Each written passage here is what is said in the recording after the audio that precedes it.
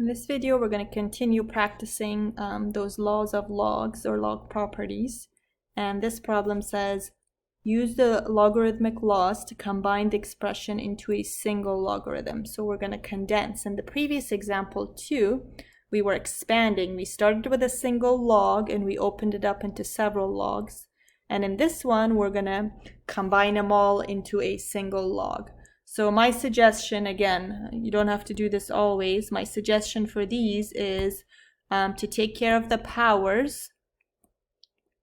We used to bring them down, now we take them back up. And then after that, I just say left to right, combine two at a time. So we'll take care of the powers in the first step and then just work left to right. All right, in the very first example, it says write as a single log. So I'm going to take the 3 and move it upstairs. And I'm going to take this 2 as a power back up and this half as a power back up.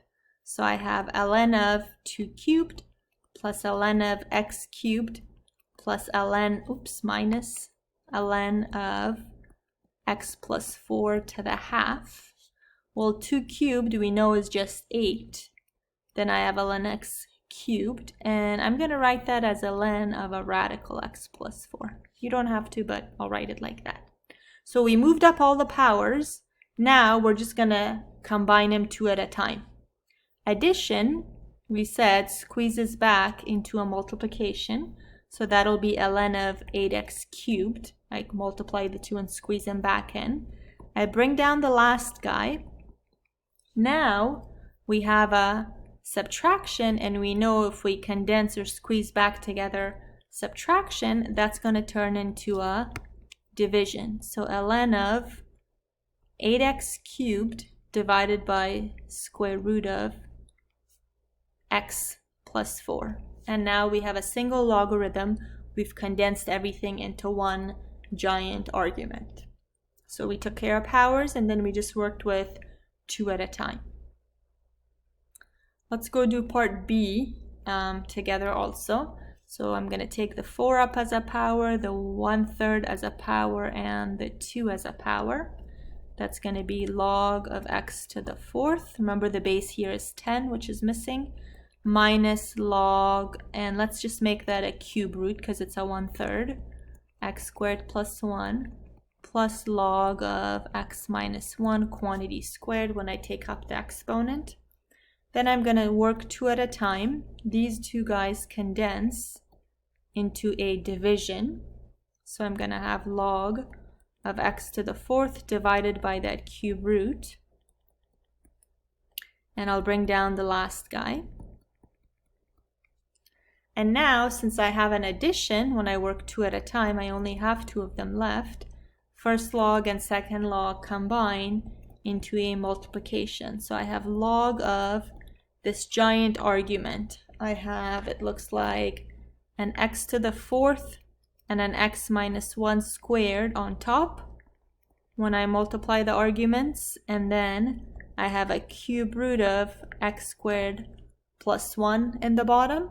Now I have everything combined into a single log by just moving the powers and working 2 at a time.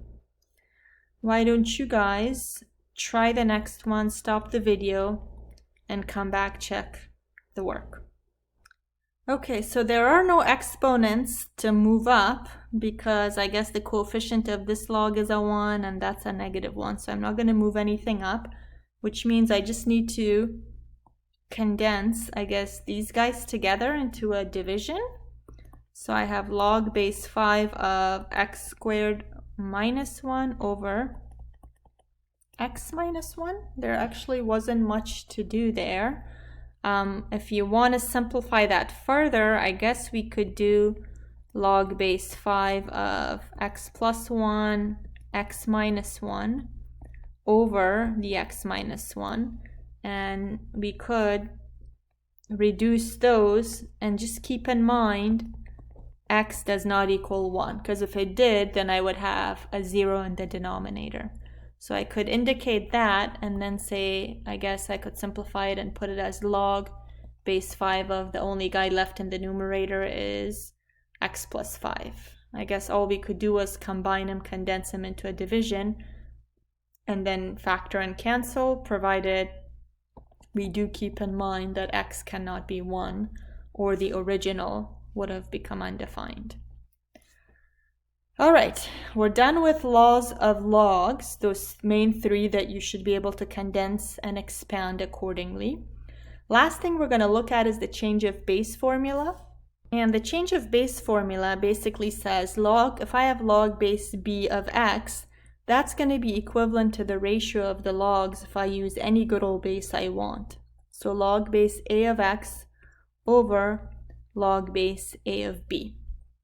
And so essentially it's log of, think of it as the higher one over log of the lower one. X is a little bit higher than b, the base.